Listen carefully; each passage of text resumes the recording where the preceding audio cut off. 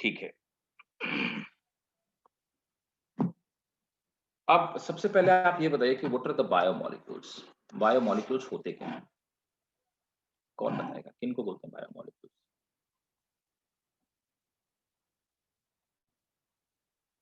बताओ भाई, कौन बताएगा? सिंपली किसी भी एनिमल की बॉडी को बनाने के लिए जितने मॉलिक्यूल्स को जरूरत हो, जितने मॉलिक्यूल्स, बायोस मीन्स क्या होता है? लाइफ। तो लाइफ को बनाने के लिए जिन मॉलिक्यूल की जरूरत होती है उन्हें आप बायोमोलिक्यूल बोलते हैं। अब देखो, ये बात तय है कि वो चाहे बैक्टीरिया हो, कोई भी बायोलॉजिकल ऑर्गेनिज्म हो। अब बायोलॉजिकल अगर एंटिटी की बात की जाए तो बायोलॉजिकल एंटिटी में तो भाई आपका वायरस भी आएगा, है ना? तो किसी भी बायोलॉजिकल एंटिटी के लिए, है ना, वो कुछ भी हो, कोई सा भी हो, उसके लिए ये तय है कि वहां पे 3 चीजें तो होंगी ही होंगी। पहली चीज है कार्बोहाइड्रेट, दूसरी चीज है प्रोटीन, और तीसरी चीज है फैट, जिसे हम फैटी एसिड्स या लिपिड भी बोलते हैं। इनको हम बायोमोलिक्यूल में कंसीडर करते हैं। ठीक है, तो नोट कर लो बायोमोलिक्यूल्स होते क्या है। नोट करेंगे, केमिकल्स और मॉलिक्यूल, केमिकल्स और मॉलिक्यूल प्रेजेंट इन, केमिकल्स और molecule present in the living organism, chemicals or molecule present in the living organism are called biomolecule. Chemicals or organism present in the living being are called biomolecules. ठीक है, तो इन chemicals, जितने भी chemicals present होते हैं इन सबको हम biomolecules कहते हैं। राइट, नोट करेंगे, compound and ions present in a cell, compound and ions present in a cell is called cellular pool. ठीक है, अब देखो सेलुलर पूल होता क्या चीज है। अब आप बात को समझिए, होता क्या है कि सपोज दैट एग्जांपल के तौर पे ये कोई मेरे पास एक सेल है, क्योंकि बार बार मैं इस टर्म का यूज करूंगा सेलुलर पूल, सेलुलर पूल। तो सपोज दैट ये एक सेल है ना, ये एक सेल है, और ये सेल के अंदर ये एक न्यूक्लियस है ना। अब इतना तो आपको बेसिक चीज अब सब पता चल चुकी है कि डीएनए कहाँ पाया जाता है, सेल कहाँ पाया जाता है, न्यूक्लियस कहाँ पाई जाती है। हम लोग प्रॉपर सेल के बारे में डिस्कशन कर चुके हैं। एग्जाम्पल के तौर पे यहाँ पर अंदर डीएनए बन रहा है ना, ये डीएनए, एक डीएनए से दूसरा डीएनए बनना है। तो यहाँ पर क्या होगा, डीएनए बनने के लिए जितना मटेरियल है, जैसे न्यूक्लियोटाइड हो गया, नाइट्रोजन शुगर हो गया, पेंटोज शुगर हो गया, नाइट्रोजन बेसेस हो गए, ये सब यहाँ पर कहाँ पे मौजूद है? न्यूक्लियोप्लाज्म। ठीक है, न्यूक्लियोप्लाज्म। तो न्यूक्लियोप्लाज्म में वो रॉ मटेरियल अवेलेबल है, जो वो हर चीज जो डीएनए के बनने के लिए आवश्यक है या उसके लिए नेसेसरी है। Right, so will say that nucleoplasm is a pool of nucleotide और substance which are required for DNA synthesis. तो पूल वो चीज होती है जिसमें सभी रॉ मटेरियल इजीली अवेलेबल होते हैं, उन्हें हम पूल कहते हैं। इन द सेम वे, जैसे कि बाहर हम लोग बात करते हैं तो बाहर राइबोसोम पाए जाते हैं। राइबोसोम का काम क्या होता है कि राइबोसोम का काम प्रोटीन की सिंथेसिस करना होता है। राइबोसोम में एमआरएनए आता है और ये प्रोटीन बनाते हैं। अब प्रोटीन बनाने के लिए क्या चाहिए? एमिनो एसिड चाहिए। तो एमिनो एसिड के मॉलिक्यूल यहाँ पर प्रोटोप्लाज्म में तैरते रहते हैं। तो एमिनो एसिड यहाँ प्रोटोप्लाज्म में तैरते रहते हैं। तो यहाँ पर जब प्रोटीन सिंथेसिस होगी तो यहाँ पे एमिनो एसिड ये राइबोसोम एमिनो एसिड को ले लेकर के उनकी एक चेन बनाना शुरू कर देंगे, और यही एमिनो एसिड की चेन को आप पॉलीपेप्टाइड चेन या प्रोटीन कहते हैं। तो आप ये कहेंगे कि ये प्रोटोप्लाज्म क्या है? Cytoplasm rather than cytoplasm. तो साइटोप्लाज्म क्या है? It's a type of pool. ये वो पूल है जिसमें एमिनो एसिड तैरते रहते हैं। तो पूल टर्म अपन यूज करते हैं उन चीजों के लिए, उन सब्सटेंस के। मेनली पूल दो ही होते हैं, न्यूक्लियोप्लाज्म और साइटोप्लाज्म। यहां पर वो रॉ मटेरियल अवेलेबल होते हैं जिनकी हेल्प से बाकी के बायोमोलिक्यूल्स का फॉर्मेशन होता है। क्लियर है सबको? Yes sir. राइट, ठीक है। अब देखिए,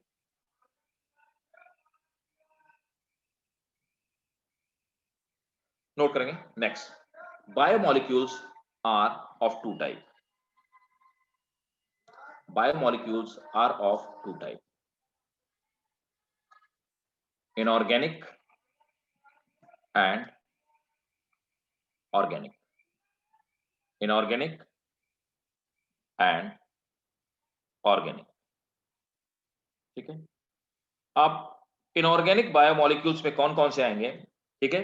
यहां पर इनऑर्गेनिक वाले में आएंगे मिनरल्स, ठीक है। तो जो मिनरल्स जैसे कैल्शियम, मैग्नीशियम, है ना, मिनरल्स। और किस फॉर्म में मिनरल होते हैं, मिनरल्स किस फॉर्म में मौजूद होते हैं, minerals in the form of salt. तो मिनरल सॉल्ट के फॉर्म में अवेलेबल होते हैं, यहाँ पे मिनरल सॉल्ट के फॉर्म में अवेलेबल होते हैं, एंड आयंस, आयंस के फॉर्म में मौजूद होते हैं, ठीक है। तो ये हो गया हमारे इनऑर्गेनिक। अच्छा, ऑर्गेनिक वाले पार्ट में कौन कौन से आएंगे, आप देखिए, जो पार्ट होता है उस ऑर्गेनिक वाले पार्ट में हमारे आ जाएंगे, प्रोटीन हो गया, है ना, देखिए सेकंड हो गया,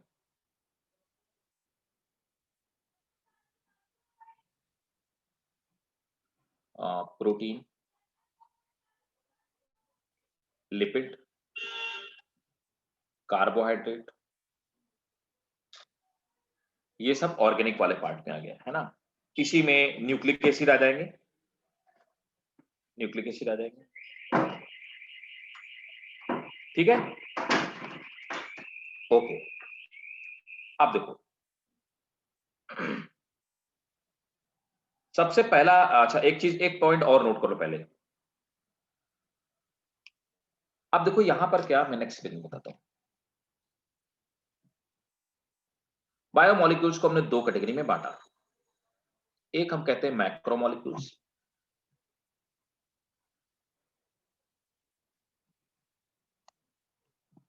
macromolecules, macromolecules they are larger in size, larger in size. दूसरे हैं micromolecule, micromolecule they are smaller in size, ठीक है।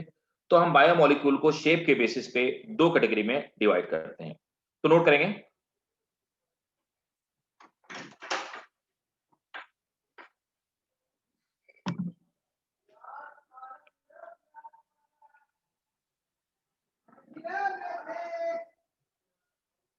Micromolecules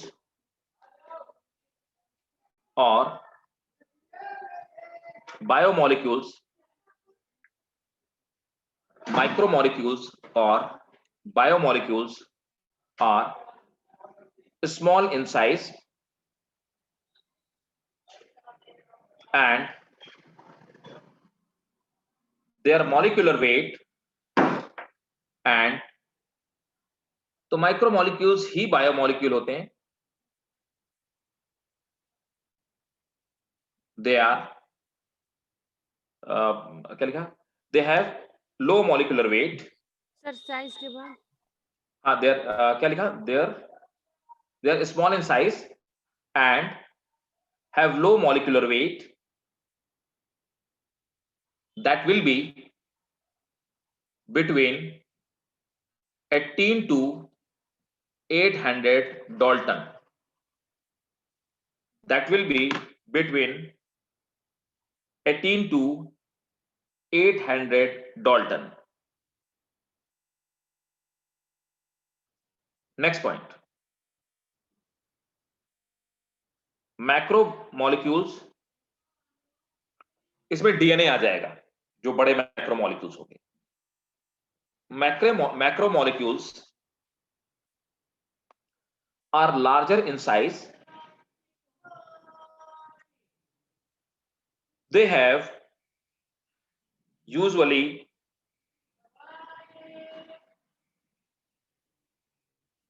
10,000, they have usually 10,000 Dalton or larger weight, या तो 10,000 या उससे ज्यादा होगा।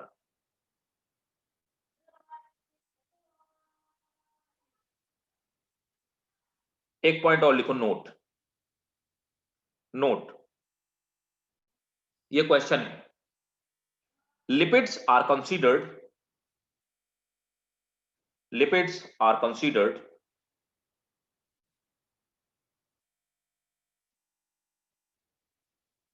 the macromolecule,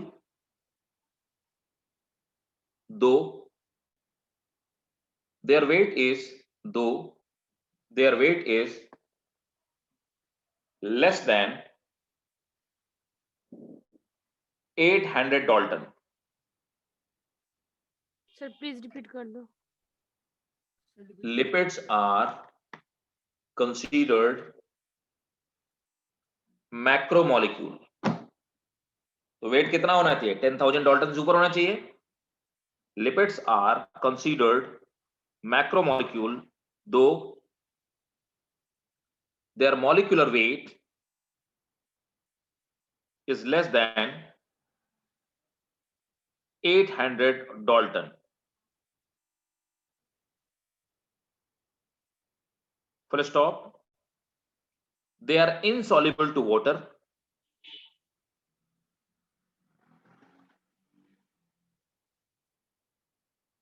ठीक है, next, They are insoluble in water, next point. अब नेक्स्ट पॉइंट में देखिए, किसी भी सेल का जो एवरेज कॉम्पोजिशन होता है वो क्या होता है? तो किसी भी लिविंग सेल में, हम लिविंग सेल की बात करते हैं, तो किसी भी लिविंग सेल में वाटर होता है, वाटर 70 to 90% होता है।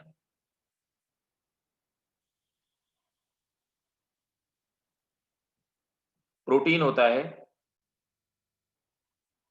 10 to 15%।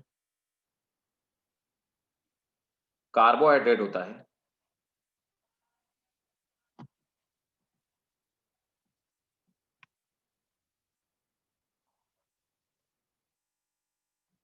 5 लिपिड होता है 5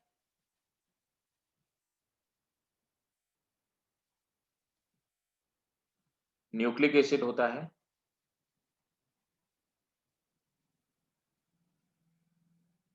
5 to 7%, और आयंस होते हैं 1%। ये किसी भी लिविंग सेल का कॉम्पोजिशन होता है।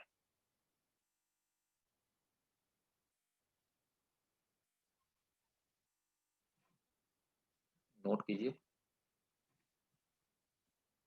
कर लिया? No sir. Yes, sir.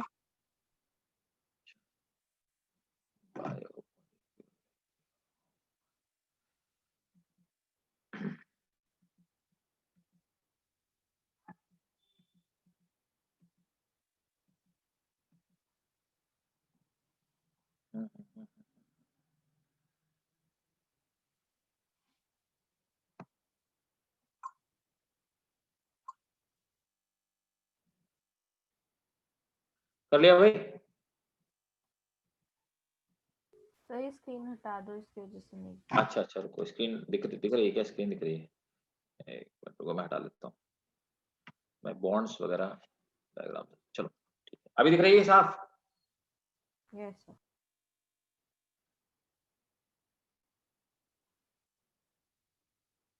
Previous slide अभी दिखाता हूँ, रुक जाओ एक मिनट, इसको नोट कर लो, फिर इसका प्रीवियस स्लाइड दिखा देता हूँ।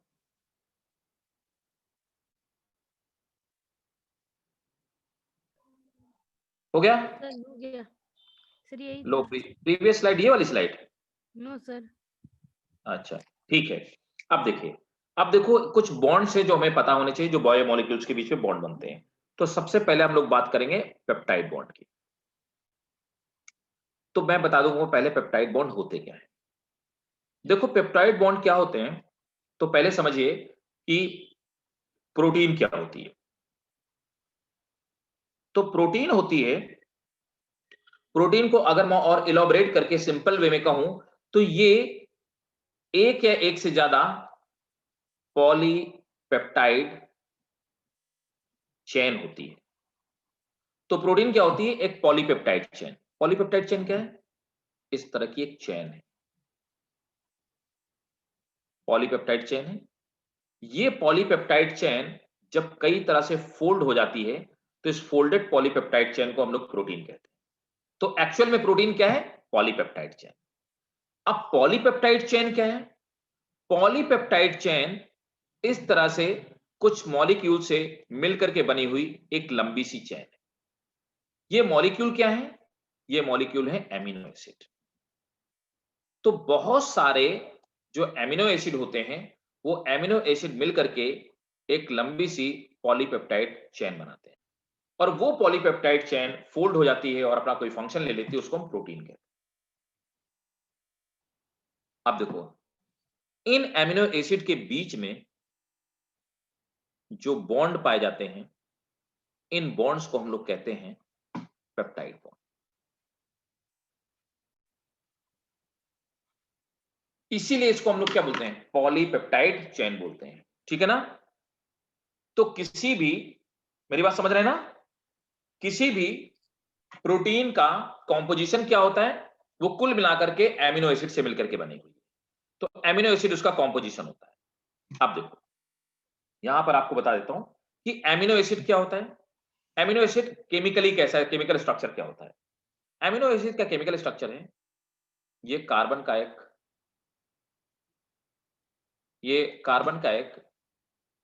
एटम है। इस कार्बन के एटम में एक तरफ ये आपका कार्बोक्सिलिक ग्रुप जुड़ा हुआ है, दूसरी तरफ ये एल्किल ग्रुप, ये कुछ भी हो सकता है, लंबी सी एक चेन हो सकती है, ये एल्किल ग्रुप हो गया आपका। ठीक है, रिपीट कर दो। अच्छा, नहीं समझ आया? ठीक है, देखो मैंने कहा कि प्रोटीन क्या होती है? एक फोल्डेड पॉलीपेप्टाइड चेन होती है।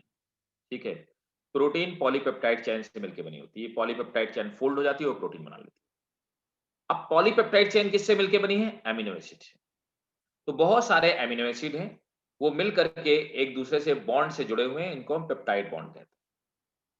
तो पेप्टाइड बॉन्ड के थ्रू बहुत सारे एमिनो एसिड जुड़ जाते हैं और वो मिलकर पॉलीपेप्टाइड चेन बनाते हैं। फिर पॉलीपेप्टाइड चेन फोल्ड हो जाती है और प्रोटीन का फॉर्मेशन करती है। तो कुल मिलाकर के प्रोटीन किससे मिलकर बने हैं? एमिनो एसिड से। अब एमिनो एसिड का केमिकल फॉर्मूला क्या होता है, केमिकल कॉम्पोजिशन या स्ट्रक्चर क्या होता है? एक तरफ एल्किल चेन, मतलब ये एल्केन, एल्कीन, एल्काइन कुछ भी हो सकती है, उसकी लंबी सी एक चेन लगी हुई है। एक तरफ कार्बोक्सिलिक ग्रुप लगा होता है, यहां पे एक हाइड्रोजन है। ठीक है, और दूसरी तरफ एमाइड ग्रुप लगा हुआ है जिसे हम NH2 कहते हैं।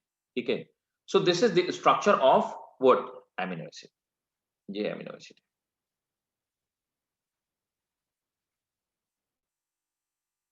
ठीक है,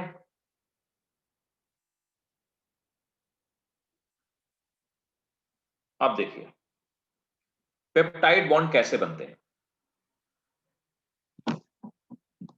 नोट कर लिया इसको? No sir.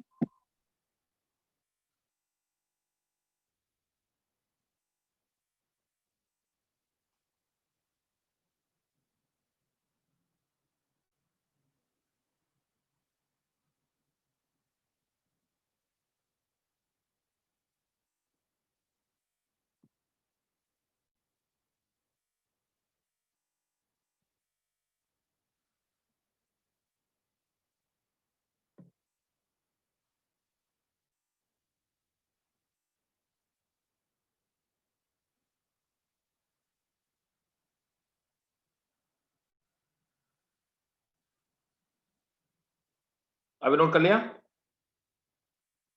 Yes sir. ठीक है, अब देखिए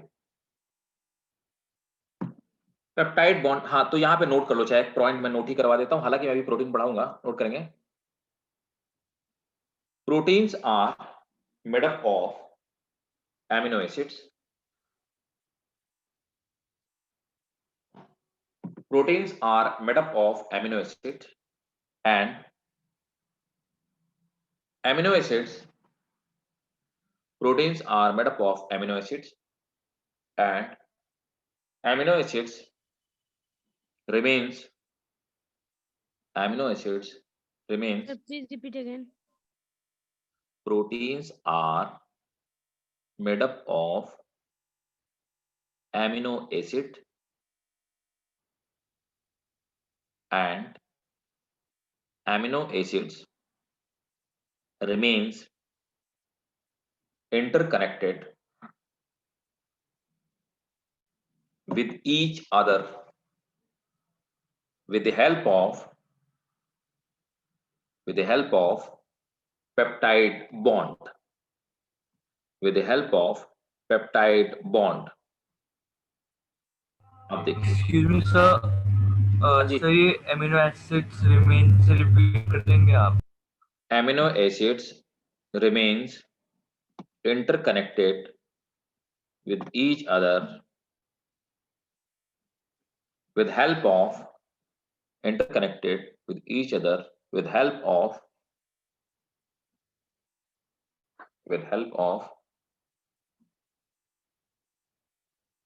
पेप्टाइड बॉन्ड। ठीक, अब देखो पेप्टाइड बॉन्ड कैसे बनते हैं ये मैं आपको बताने वाला हूं।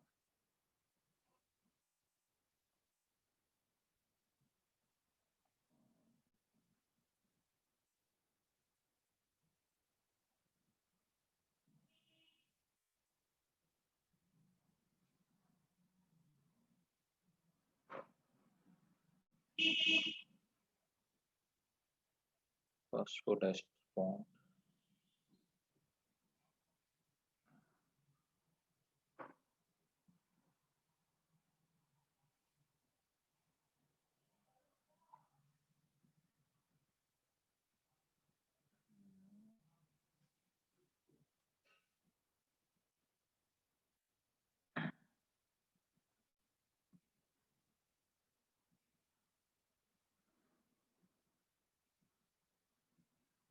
चलो मैं बना के बता देता हूं, मुझे डायग्राम दिख नहीं रहा। देखो पेप्टाइड बॉन्ड का फॉर्मेशन कैसे होता है।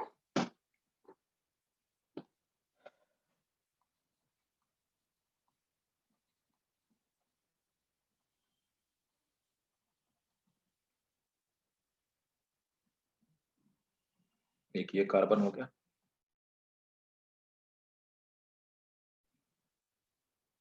इस कार्बन से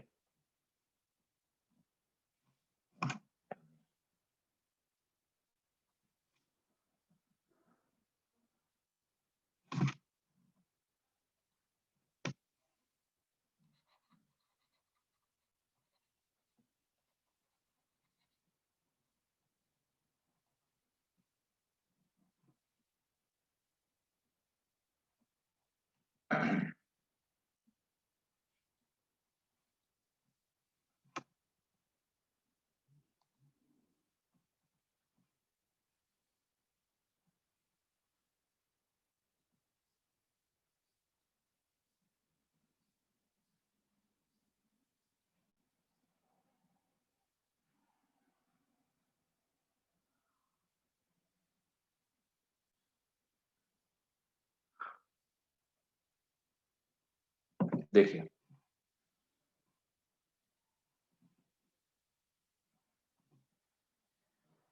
R H और देखो NH2 को हम ऐसे लिख सकते हैं NH और H, है ना। NH2 को हम ऐसे लिख सकते हैं, ठीक है। और यहां पर क्या होगा, CO नहीं पड़ेगा, COOH, थोड़ा सा OH अलग लिखते हैं, ठीक है। तो ये एक एमिनो एसिड हो गया। अब देखो यहां पर दूसरा एमिनो एसिड बनाते हैं। दूसरा वाला जो एमिनो एसिड है, चलो मैं ब्राउन कलर से बना देता हूं। दूसरे वाले एमिनो एसिड में इसका भी ऐसे ही NH2 ग्रुप लिख लेते हैं, NH और H, है ना। ये कार्बन हो गया, ये इसका एल्किल ग्रुप हो गया, ये इसका कार्बोक्सिलिक ग्रुप हो गया और ये हाइड्रोजन। अब देखिए ये भी हटाना पड़ेगा।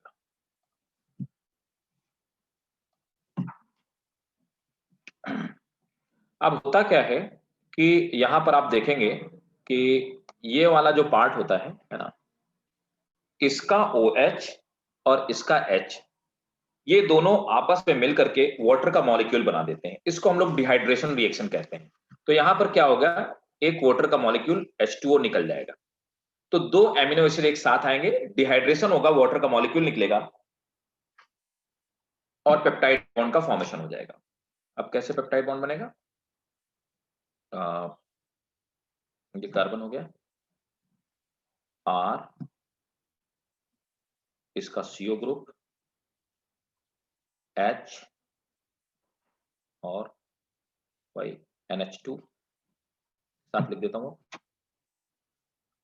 दोनों के बीच में यहां पे पेप्टाइड बॉन्ड बन जाएगा।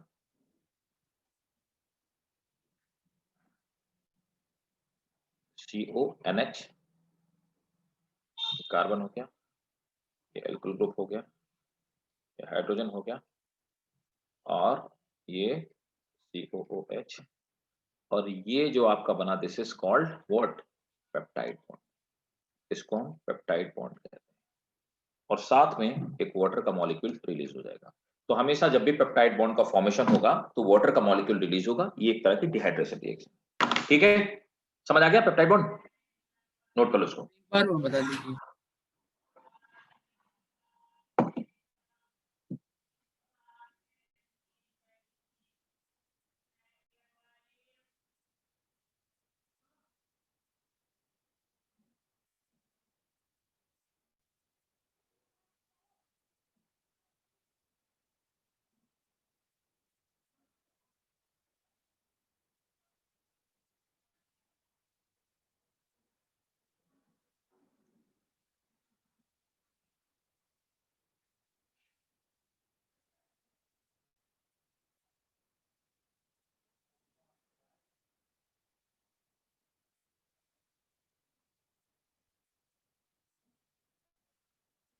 डन हो गया?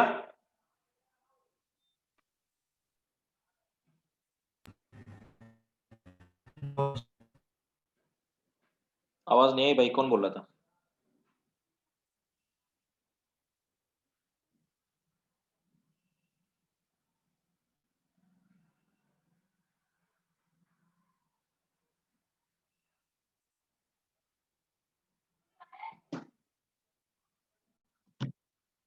कर लिया भाई, डन?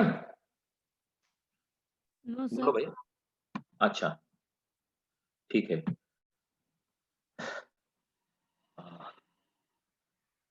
रिएक्शन के बाद समझा दीजिए।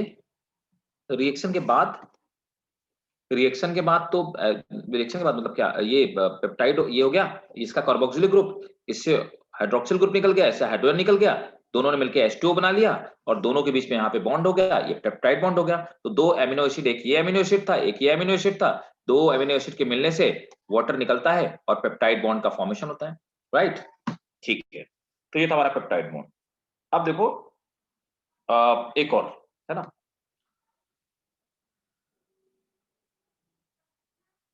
सेकंड है, ग्लाइकोसिडिक बॉन्ड्स क्या होते हैं?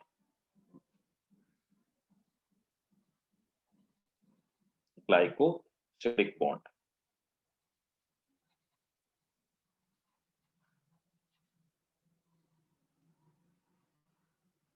ग्लाइकोसिडिक बॉन्ड का फॉर्मेशन है ना। अब देखिए ग्लाइकोसिडिक बॉन्ड का फॉर्मेशन किसके बीच में होता है? दो सुगर के बीच में ग्लाइकोसिडिक बॉन्ड्स का फॉर्मेशन होता है। तो एक सुगर दूसरे सुगर से जब जुड़ती है तो ग्लाइकोसिडिक बॉन्ड का फॉर्मेशन होता है। हम देखो, देखने दो भाई, ग्लाइकोसिडिक बॉन्ड है क्या कहीं पे? Glycosidic bond,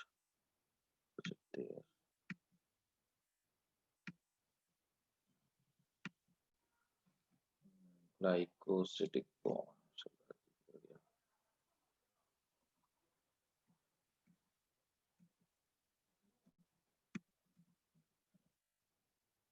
phosphorus,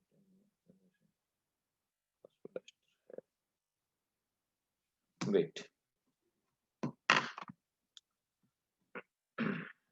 give me 1 second.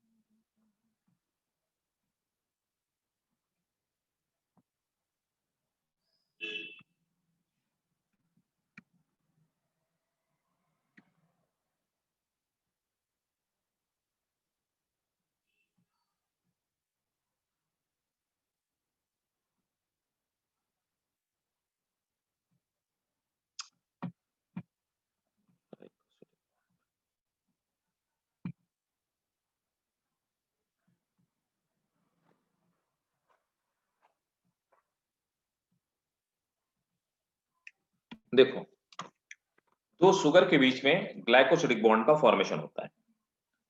अब देखो ग्लाइकोसिडिक बॉन्ड कैसे बनता है, समझिए बात को। तो हालांकि ये ग्लूकोज का मॉलिक्यूल है, ये फ्रक्टोज का मॉलिक्यूल है, दोनों ही मोनोसैकेराइड है ना। तो ग्लूकोज और फ्रक्टोज मिलकर के माल्टोज का फॉर्मेशन करते हैं, ठीक। तो एक ग्लाइकोसिडिक बॉन्ड का एक एग्जांपल है, तो छोड़िए आप पहले ग्लाइकोसिडिक बॉन्ड समझिए। तो ये दोनों ही शुगर है, दोनों ही मोनोसैकेराइड है, शुगर का सिंगल सिंगल मॉलिक्यूल है, ठीक है ना। ये वाला जो आपका शुगर का मॉलिक्यूल है ये ग्लूकोज मॉलिक्यूल है, दिस इज ग्लूकोज। और ये वाला जो मोनोसैकेराइड है ये फ्रक्टोज है, ठीक है। अब देखो यहां पर दो शुगर के मॉलिक्यूल एक दूसरे के पास पास आते हैं। यहां पर ये इससे इसने हाइड्रोजन ले लिया, इसने इससे हाइड्रोक्सिल ग्रुप ले लिया। हाइड्रोजन और हाइड्रोक्सिल लेकर के ये दोनों के बीच में यहाँ पे जो फॉर्मेशन बन गया ये ग्लाइकोसिडिक बॉन्ड का फॉर्मेशन कर दिया, ठीक है ना। इस तरह से ये भी एक डिहाइड्रेशन रिएक्शन है और मॉलिक्यूल के बीच में ग्लाइकोसिडिक बॉन्ड का फॉर्मेशन होता है। और ग्लाइकोसिडिक बॉन्ड के फॉर्मेशन से तो इस रिएक्शन को हम ऐसे लिखेंगे, ऐसे लिख सकते हैं C6H12O6। फॉर्मूला आप देखिए दोनों का एक ही होगा, सेम होगा। ये ग्लूकोज का फॉर्मूला हो गया, फ्रक्टोज का भी फॉर्मूला ये होगा C6H12O6। डिफरेंस किसमें है, दोनों के सिर्फ अगर डिफरेंस है किसी चीज में तो वो डिफरेंस है दोनों के सिर्फ स्ट्रक्चर में डिफरेंस है, ठीक है। बनेगा क्या, सुक्रोज का फॉर्मेशन होगा C12O22 सॉरी C12H22O11 H22O11, ठीक है, प्लस H2O का फॉर्मेशन।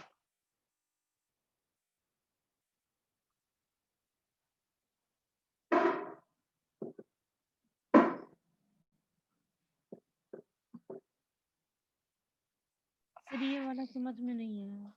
इसमें समझने वाला कुछ है ही नहीं, देखो तो सिंपल है भाई। क्या हुआ है यहाँ पे, ये ग्लूकोज का मॉलिक्यूल है, इसमें कुछ तो बहुत सिंपल सिंपल बॉन्ड्स है। ये ग्लूकोज का मॉलिक्यूल है, ये पूरा का पूरा ग्लूकोज का मॉलिक्यूल है। ग्लूकोज के Yes, sir. मॉलिक्यूल में ये हाइड्रोजन ले लिया गया और ये फ्रक्टोज का मॉलिक्यूल है। फ्रक्टोज के मॉलिक्यूल में यहाँ पे हाइड्रोक्सिल लगा, हाइड्रोक्सिल ले लिया। H और OH मिलके क्या बनाएंगे, H2O बनाएंगे। जब H2O Yes, गायब हो sir. गए तो अब सिर्फ O बना। यहाँ देख लो, यहाँ पर क्या है, ये ऑक्सीजन है, दोनों के बीच में ऑक्सीजन सिर्फ कनेक्टेड है, इसको हमने ग्लाइकोसिडिक बॉन्ड कह दिया। तो दो शुगर आपस में जब जुड़ती हैं तो दोनों शुगर के बीच में जो बॉन्ड बनता है उसको हम ग्लाइकोसिडिक बॉन्ड कहते हैं, दैट्स इट।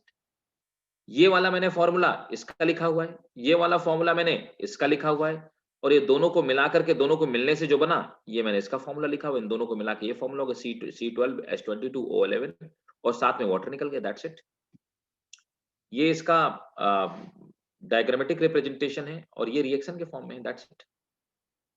तो सिर्फ आपको ये याद रखना है कि दो शुगर मॉलिक्यूल जब आसपास आते हैं तो एक का हाइड्रोक्सिल ग्रुप और एक का हाइड्रोजन ग्रुप मिल जाता है, दोनों रिएक्शन में बाहर निकल जाते हैं, वाटर बना लेते हैं और दोनों शुगर आपस में एक दूसरे से कनेक्ट हो जाती हैं। और दोनों शुगर के बीच में, तो शुगर के जो मॉलिक्यूल होते हैं, एक शुगर और दूसरा शुगर का मॉलिक्यूल, दोनों के बीच में जो बॉन्ड होता है उसको हम ग्लाइकोसिडिक बॉन्ड बोलते हैं। और ग्लाइकोसिडिक बॉन्ड जब बनते हैं तो वाटर निकलता है, इसीलिए ये भी रिएक्शन कैसी, this is also dehydration reaction. आप बताओ समझ आया कि नहीं आया, क्लियर है कि नहीं भाई, बताओ जिसको ना समझ में आया। Yes, बोलिए sir. भाई, आ गया. ठीक है। तो अगर आ गया तो आप इसको नोट कर लो, ये नोट कर लो, क्योंकि ये आपको पता हो, ग्लूकोज का स्ट्रक्चर पता होना चाहिए, फ्रक्टोज का पता होना चाहिए, C12H22O11। हाँ ये शुगर का फॉर्मूला, राइट, हम लोग जो खाते हैं वो यही होती है, सुक्रोज ही खाते हैं हम लोग। इसमें सही डायग्राम भी बना दे फिर। अब भाई साहब बिल्कुल बना लो, क्योंकि शुगर का और ये आपको आना चाहिए, शुगर का और फ्रक्ट बने से लेकर फ्रक्टोज का और ग्लूकोज का आपको फॉर्मूला पता होना चाहिए कैसे डायग्राम होता है, इसलिए आपको डायग्राम बनाना, यही तो क्लियरिटी है। वरना तो सिंपल सिंपल बुक्स में सब जगह लिखा हुआ है कि ग्लाइकोसिडिक बॉन्ड बनते हैं दो शुगर मॉलिक्यूल के बीच में। फिर आपको डीएनए का स्ट्रक्चर नहीं समझ में आएगा अगर आपको ग्लाइकोसिडिक बॉन्ड, फॉस्फोडाइस्टर बॉन्ड और पेप्टाइड बॉन्ड नहीं पता है।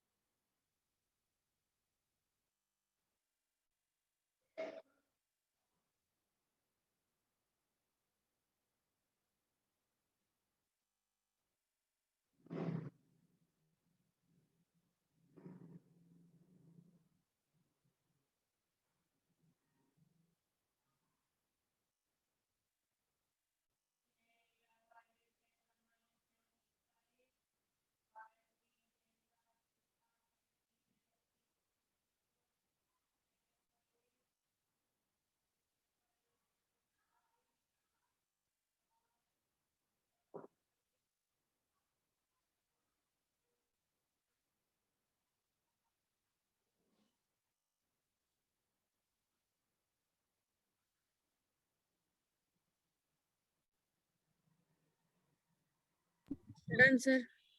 डन। नहीं सर।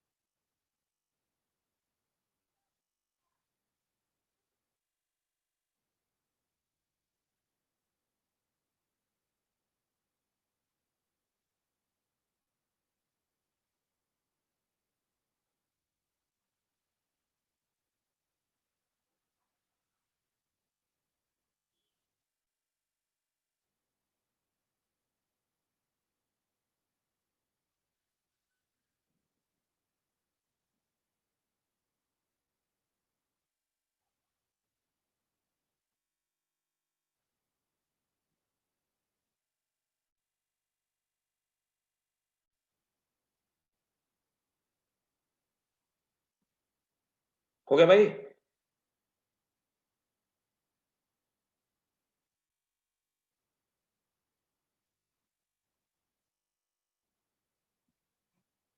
क्या हुआ भाई, इतना लेट लग रहा है बनाने में? Yes sir. ठीक है, डाइसैकेराइड भी बता दीजिए भाई मेरे। मैं सब बताऊंगा, मोनोसैकेराइड, डाइसैकेराइड। अभी तो शुगर हमने स्टार्ट नहीं किया। डाइसैकेराइड, मोनोसैकेराइड, पॉलीसैकेराइड सब स्टार्ट करूंगा। तुम लोग इतने लेट लेट तो बॉन्ड समझ रहे हो हैं?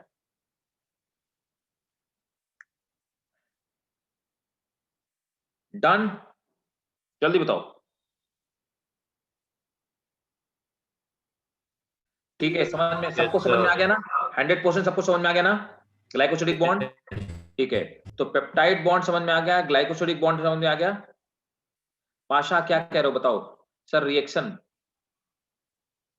पूरी बात बताया करो भाई। हम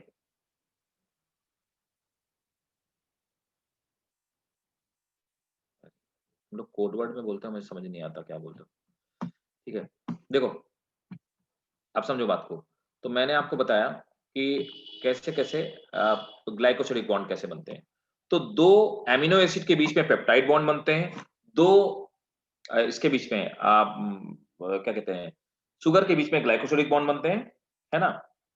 डीएनए में फॉस्फोडाइस्टर बॉन्ड बनते हैं, लेकिन वो बाद में बताऊंगा। मैं समझ गया, अभी आपको अभी नहीं समझ में आएगा। चलो, तो अब देखो, सबसे पहले आप हेडिंग डालिए कार्बोहाइड्रेट। तो पहला बॉय मॉलिक्यूल की हेडिंग डालो कार्बोहाइड्रेट। कार्बोहाइड्रेट क्या होते हैं नोट करो।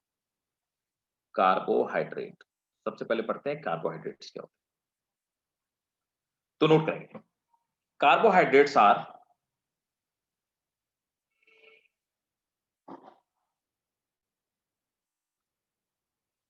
carbohydrates are a type of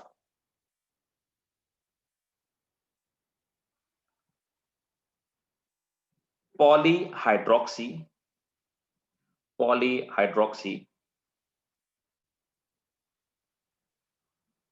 aldose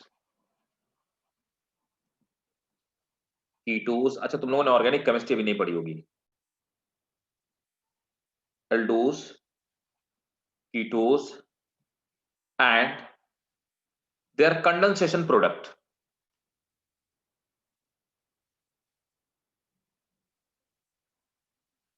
aldose bear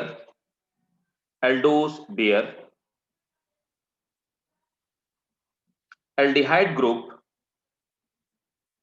aldose bear aldehyde group at their end,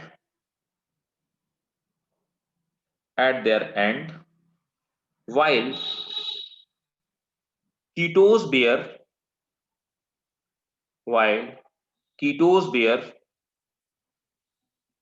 ketone group at their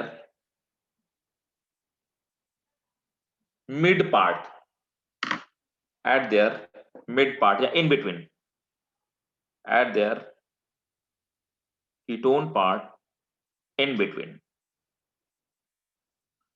Next point. The general formula of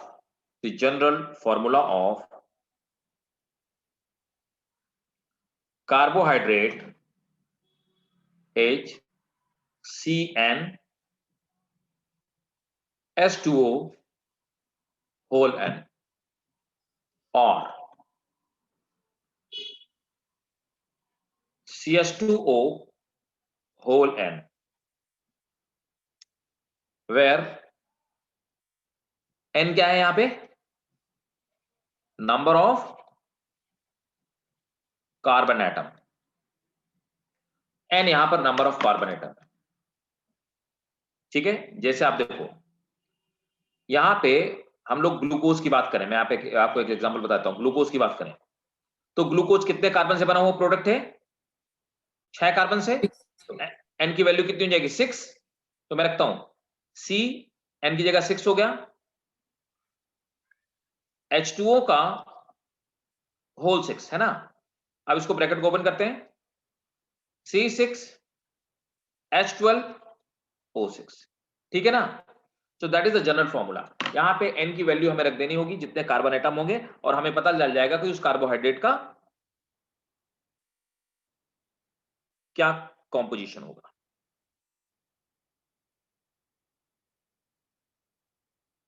next point, the carbohydrate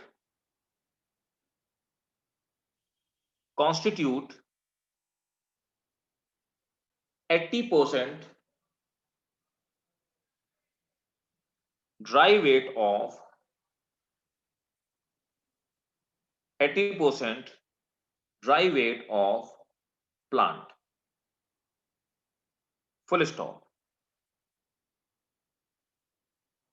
इसी में note करेंगे, carbohydrates are also called saccharides। Carbohydrates are also called saccharides because they are component of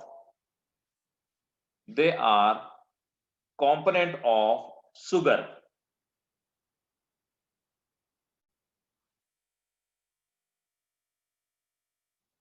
ठीक है भाई, clear.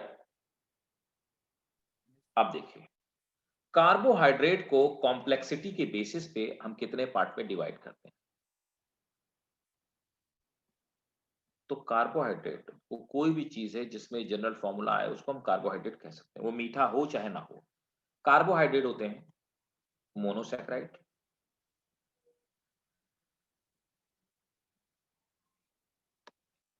दूसरे carbohydrate होते हैं जिन्हें हम कहते हैं डाइसैकेराइड्स, या उनको हम डेराइव्ड मोनोसैकेराइड बोलते हैं, डेराइव्ड मोनोसैकेराइड।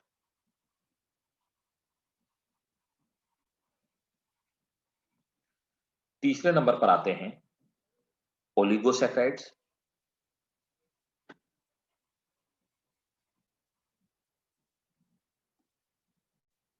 ओलिगोसैकेराइड्स।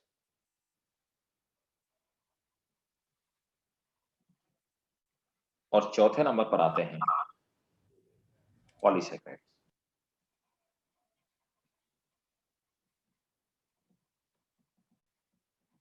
ठीक है, तो कार्बोहाइड्रेट को हम 4 कैटेगरी में डिवाइड करते हैं।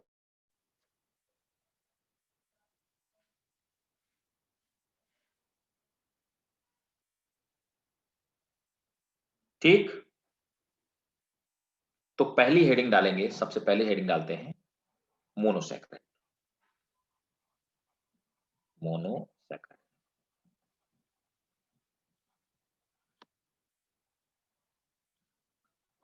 अब देखो मोनोसैकराइड्स क्या होता है, नोट करेंगे। They are monosaccharides, they are simple carbohydrate monomers. They are simple carbohydrate monomers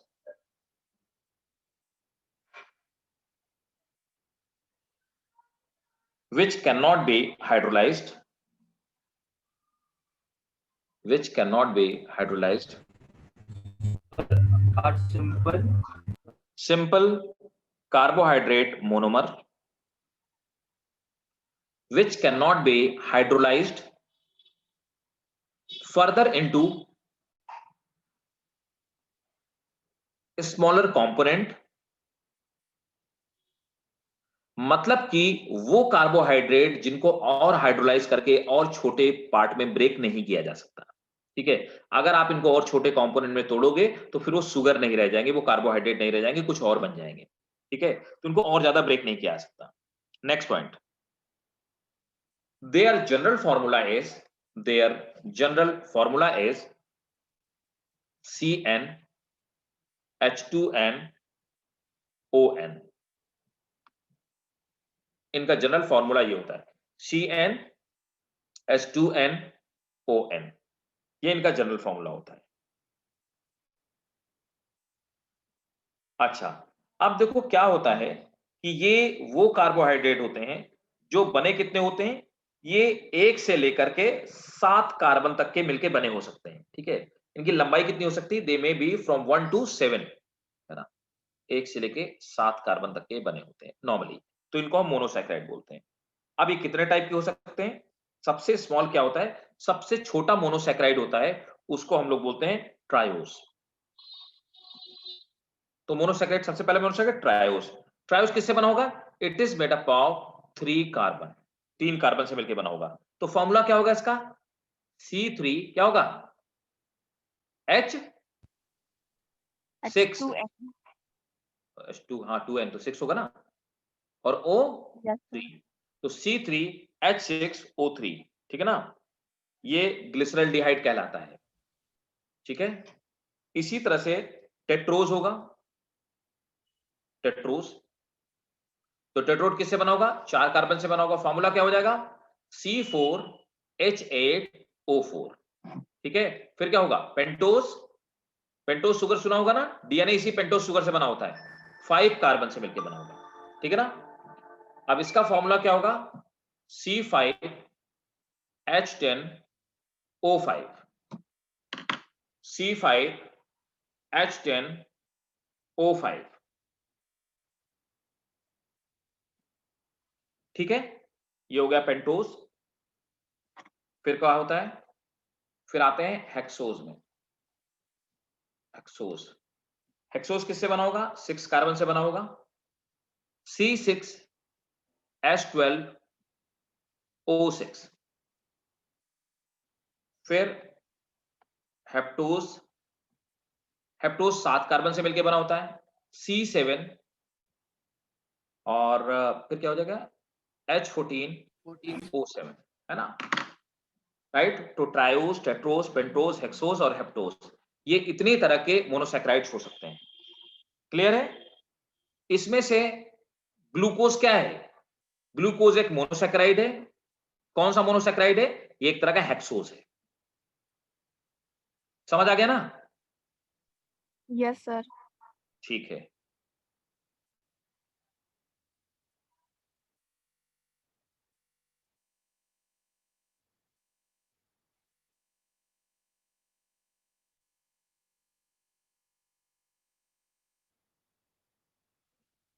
आप देखो इसमें जो पेंटोज और हेक्सोस हो जाते हैं, पेंटोज और हेक्सोस ये रिंग के फॉर्म में हो सकते हैं और चैन के फॉर्म में, दोनों फॉर्म में हो सकते हैं, मतलब रिंग के फॉर्म में भी हो सकते हैं और ओपन चैन के फॉर्म में भी हो सकते हैं। ठीक है,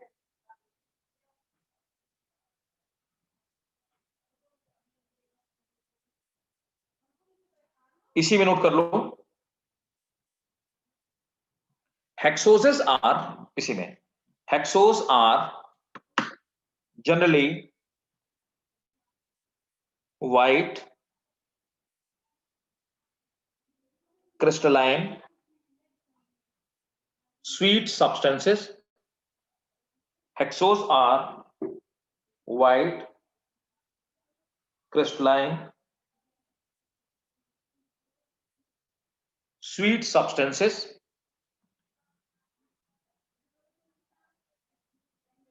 full stop. Fructose is the sweetest. Fructose is the sweetest naturally occurring sugar.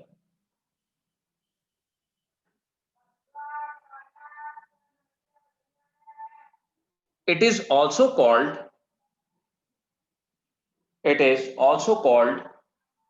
fruit sugar. It is also called fruit sugar.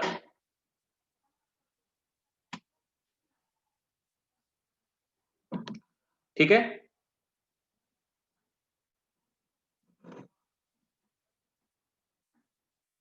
अब आइए नेक्स्ट आ जाते हैं डेराइव्ड मोनोसैकेराइड। ठीक है, तो आ जाते हैं डेराइव्ड मोनोसैकेराइड्स कौन से होते हैं, है ना। तो वैसे तो नॉर्मली हम लोग कहते हैं मोनोसैकेराइड, ओलिगोसैकेराइड और पॉलीसैकेराइड, 3 तरह के होते हैं। यहां पर एक और है डेराइव्ड मोनोसैकेराइड। डेराइव्ड मोनोसैकेराइड क्या होते हैं, तो सेकंड नंबर पे आएंगे डेराइव्ड मोनोसैकेराइड। वो मोनोसैकेराइड जिनमें थोड़े से मॉडिफिकेशन होते हैं सैकेराइड्स, या थोड़ा सा अल्टरेशन हो जाता है, उनको हम लोग डेराइव्ड मोनोसैकेराइड बोलते हैं। तो नोट करेंगे the monosaccharides which are modified variously, monosaccharides which are modified variously from number of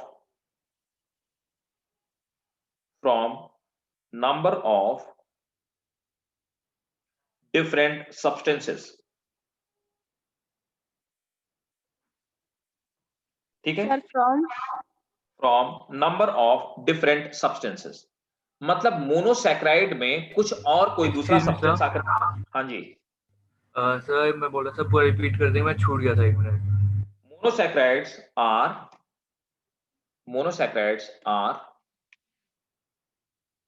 modified variously to form number of different substances. तो मैंने बताया कि बहुत सारे ऐसे मोनोसैकेराइड्स हैं जिनमें कुछ और सब्सटेंस ऐड ऑन हो जाते हैं और वो मॉडिफाई हो जाते हैं, उनको हम लोग डिराइव्ड मोनोसैकेराइड बोलते हैं। एग्जाम्पल के तौर पे डीएनए और आरएनए में जो शुगर पाई जाती है, जिसको राइबोज और डीऑक्सी राइबोज शुगर बोलते हैं। जैसे डीएनए का आप फुल फॉर्म करते हैं डीऑक्सी राइबोज शुगर, है ना, deoxy ribose sugar, deoxy DNA, deoxy ribo nucleic acid. तो ये जो डीएनए में डी जो है ये क्या है, डीऑक्सी राइबो, तो डीऑक्सी राइबोज शुगर है। तो दिस इज डीऑक्सी राइबोज। तो ये जो डीऑक्सी राइबोज शुगर है, तो डीएनए में शुगर जो पाई जाती है उसको हम डीऑक्सी राइबोज शुगर बोलते हैं। ये एक तरह की मोनोसैकेराइड है, लेकिन थोड़ा सा मोनोसैकेराइड में मॉडिफिकेशन हुआ है। इसका स्ट्रक्चर कैसा होता है, देखो इसका स्ट्रक्चर ऐसे ही होता है। ये हमें अभी पढ़ना पड़ेगा, इसलिए आपको स्ट्रक्चर इसका याद होना चाहिए।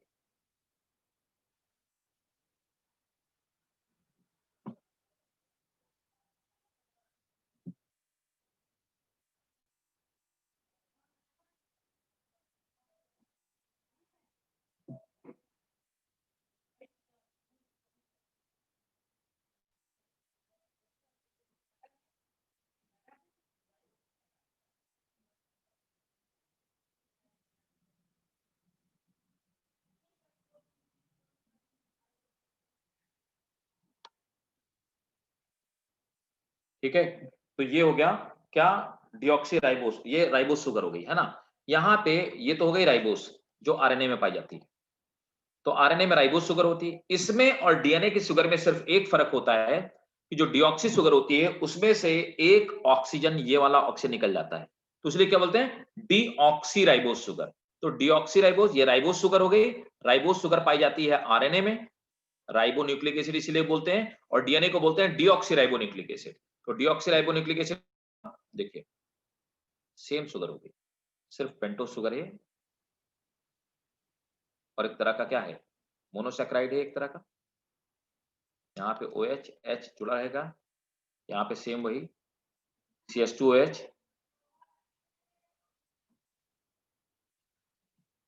यहाँ पे हाइड्रोजन, यहाँ पे ऊपर H, यहाँ OH, यहाँ पर क्या हो जाएगा H और नीचे H ही हो जाएगा, यहाँ से एक ऑक्सीजन निकल जाएगा। तो इसकी ये शुगर डीएनए में पाई जाती है, इसको हम डीऑक्सीराइबोस शुगर बोलते हैं, और ये शुगर आरएनए में पाई जाती है, इसको हम राइबोस शुगर कहते हैं। दोनों ही क्या है, डेराइव्ड मोनोसैकेराइड है। तो मोनोसैकेराइड में मॉडिफिकेशन करके इन शुगर का फॉर्मेशन हुआ है, इसलिए इनको हम डेराइव्ड मोनोसैकेराइड्स बोलते हैं। क्लियर है?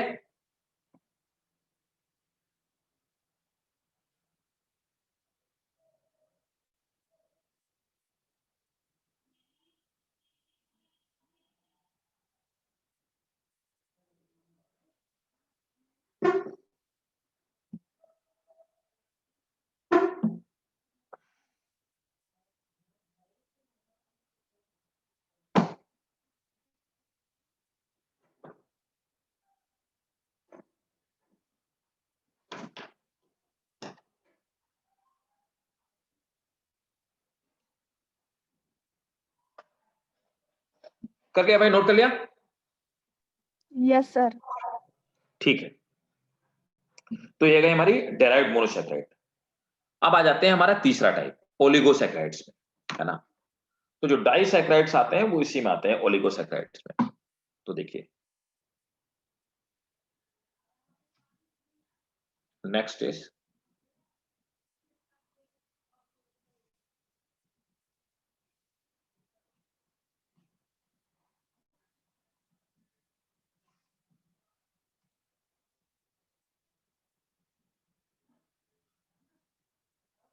हेक्सोस को ग्लूकोज नहीं बोल सकते, ग्लूकोज एक तरह से हेक्सोस ही है, ग्लूकोज एक तरह की हेक्सोस शुगर ही है।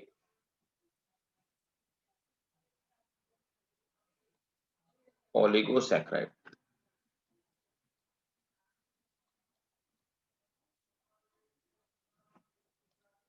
आप देखो ओलिगोसैकेराइड्स क्या होते हैं।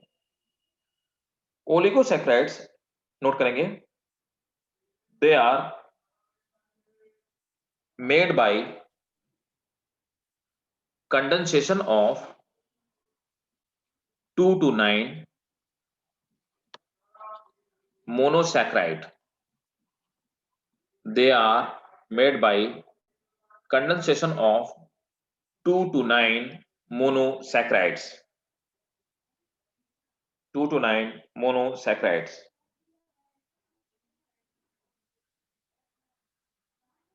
Therefore, they are called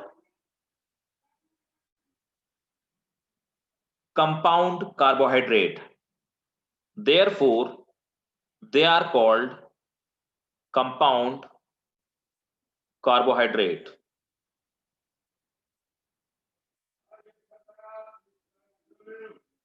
ठीक है, अब देखो ओलिगोसैकेराइड्स क्या हो सकते हैं। ओलिगोसैकेराइड जैसे एग्जांपल के तौर पे डाइसैकेराइड्स, तो दो कार्बन की चेन से, दो ग्लूकोज की चेन, सॉरी दो ये प्राइमरी जो चेन होती है मोनोसैकेराइड की चेन से मिलकर के डाइसैकेराइड बनती है। तो जब दो मोनोसैकेराइड मिलते हैं तो हम उनको क्या बोलते हैं, डाइसैकेराइड। तो डाइसैकेराइड्स, दे में बी डाइसैकेराइड्स। डाइसैकेराइड का एग्जांपल क्या हो गया, सुक्रोज, जैसे अभी हमने पढ़ा थोड़ी देर पहले कि दो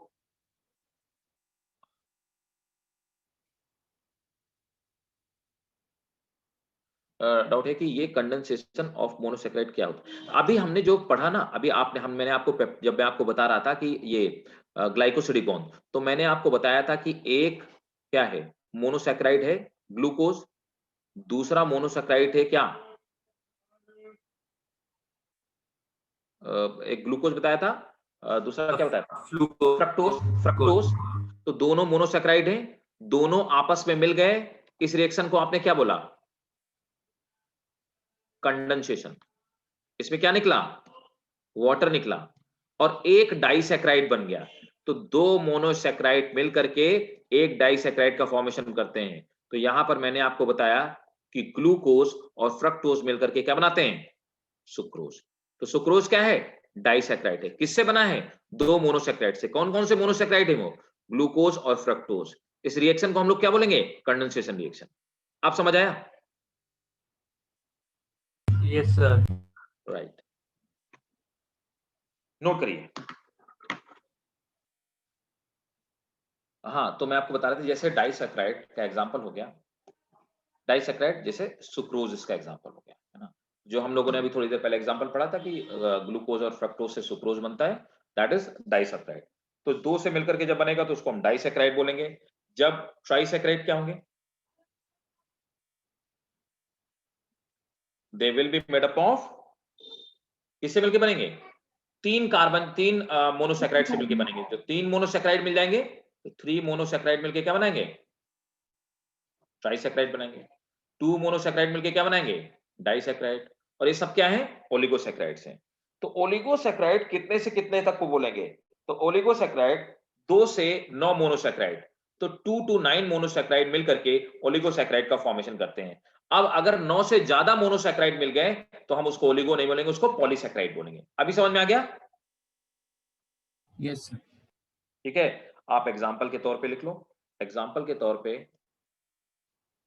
ग्लूकोज एक मोनोसेक्राइड है, फ्रक्टोज एक मोनोसेक्राइड है, दोनों मिलते हैं, सुक्रोज का फॉर्मेशन करते हैं। मैंने रिएक्शन थोड़ी देर पहले लिखवाई थी, और वाटर निकलेंगे।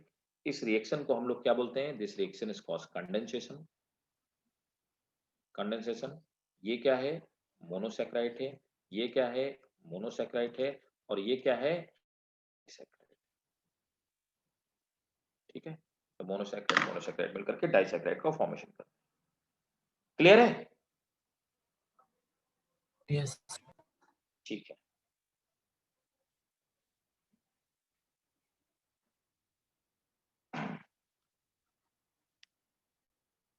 लैक्टोज भी क्या है? Lactose is a type of what? Lactose milk sugar होती ना, लैक्टोज भी एक तरह का ओलिगोसैकेराइड है। ठीक है, नोट कर लो, lactose is also oligosaccharide.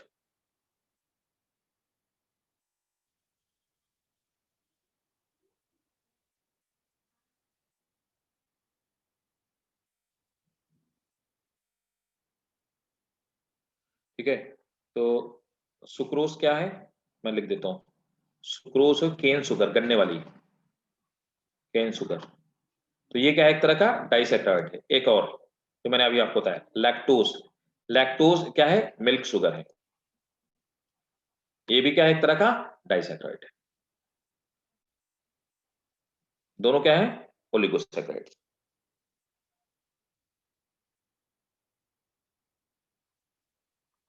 Note कर लिया? चलिए अब आ जाते हैं polysaccharides. Third,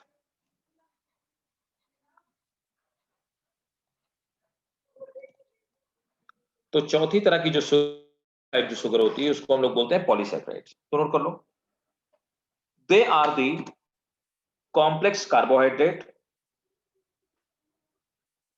they are the complex carbohydrate which are formed by, they are the complex carbohydrate which are the formed by polymerization of, which are formed by polymerization of large number of monosaccharides, which are formed by polymerization of large number of monosaccharides. ठीक है, usually more than 10, usually more than 10 monosaccharide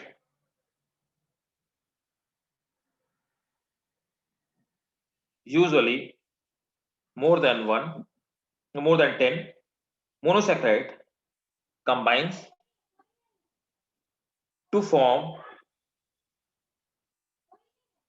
polysaccharides.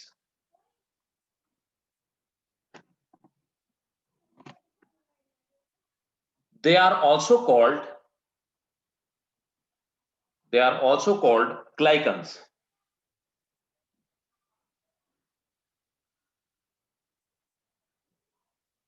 They are also called glycans.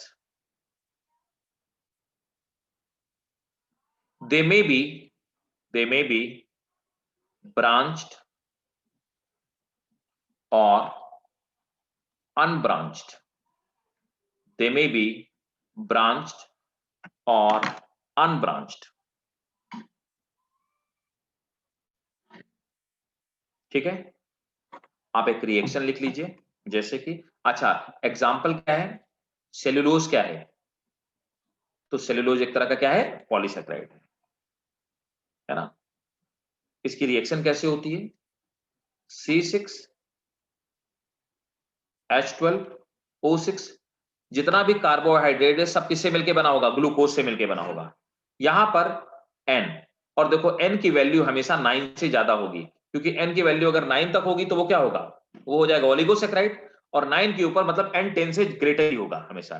ठीक है, सो बनेगा क्या जाकर के, C6H10O5 उसका whole N और plus N number of H2O, यहां पे N क्या है, number of carbon atom, number of chains.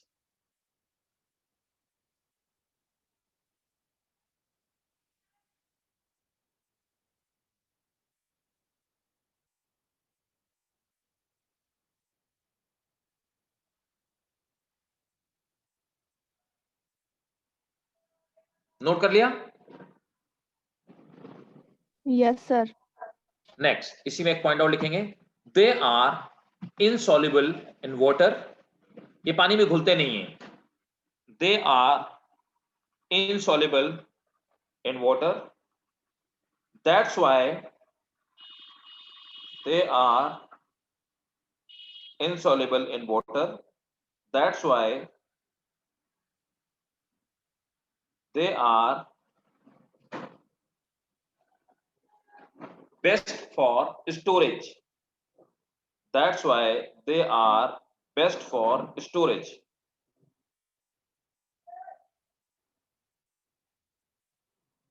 ठीक है,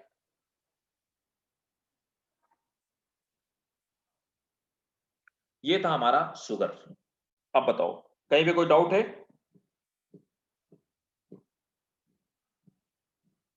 स्टार्च क्या है, जो आटा हम लोग खाते हैं, एक और एग्जांपल लिख लो, सेलुलोज स्टार्च भी हो गया, starch is also a type of polysaccharide, starch भी एक तरह का पॉलीसैकेराइड है, नोट कर लो, starch is also a type of polysaccharide.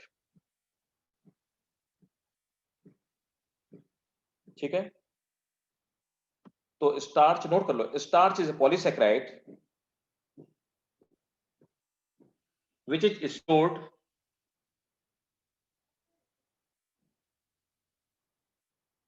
in food grain। Next, तो स्टार्च वो पॉलीसैकेराइड है जो ग्रेन्स में स्टोर होता है। ग्लाइकोजन कहां पाया जाता है, बताओ भाई, ग्लाइकोजन कहां स्टोर होता है, ये भी पॉलीसैकेराइड है। हमारी लिवर में फूड स्टोर होता है ग्लाइकोजन के फॉर्म में, है ना, तो ये क्या है, ग्लाइकोजन क्या है, it is food reserve for animal, food reserve for animal. तो हम आप ग्लूकोज खाते हैं, हमारे ब्लड में ग्लूकोज जब बहुत बढ़ जाता है तो इंसुलिन क्या करता है, एक्स्ट्रा ग्लूकोज को ग्लाइकोजन में कन्वर्ट कर देता है, मतलब वो मोनोसैकेराइड को पॉलीसैकेराइड में कन्वर्ट कर देता है और हम स्टोर कर लेते हैं। जब हमें खाना नहीं मिलता, हमें भूख लगती है, तो ग्लाइकोजन फिर से ग्लूकोज में कन्वर्ट हो जाता है और वो फिर से हमें एनर्जी देने लगता है। ठीक है, तो ग्लाइकोजन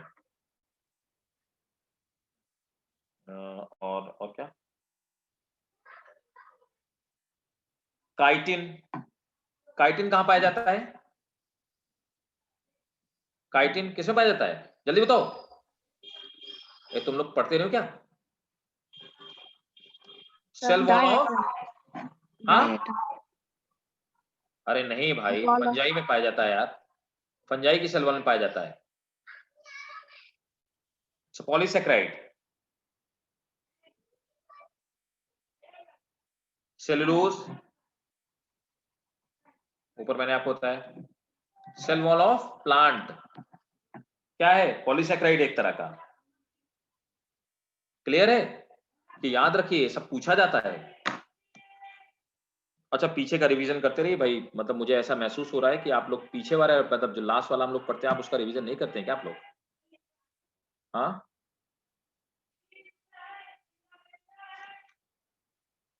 ठीक है। तो शुगर तक हमने कर लिया है ना। नेक्स्ट क्लास में हम लोग करेंगे शुगर के आगे लिपिड करेंगे, प्रोटीन करेंगे। राइट, समझ आया कि नहीं आया ये बताओ भाई, किसी को डाउट हो पूछिए। Yes sir. पक्का? ठीक है। और हाँ जी सर। चलो गुड। क्लास सब लोग आया करो, आप लोग क्लास बंक नहीं किया करो। मैं देखता हूँ कुछ लोग क्लास बंक करते हैं, है ना। सर मेरी सैटरडे की इसलिए नहीं हो पाती क्योंकि उसमें मैं फिजिक्स की क्लास में रहता हूँ।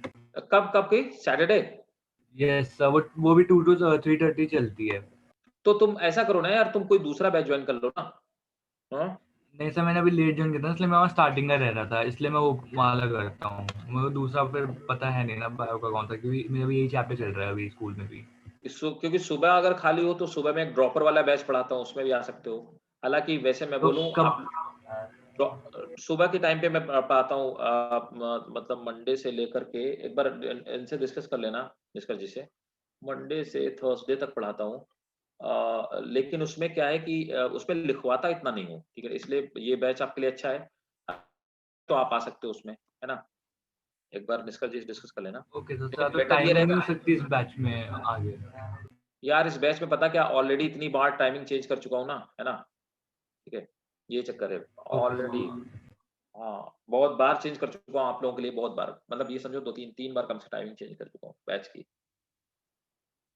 तो अलग अलग एक्चुअली क्या, अलग अलग लोग हैं, अलग अलग, अब वही जाए कि सबका अपना अलग अलग टाइम सूट करता है, तो और वैसे पता कस्टमाइजेशन पॉसिबल नहीं हो पाएगा, बहुत मुश्किल से टाइम सेट हो पाया।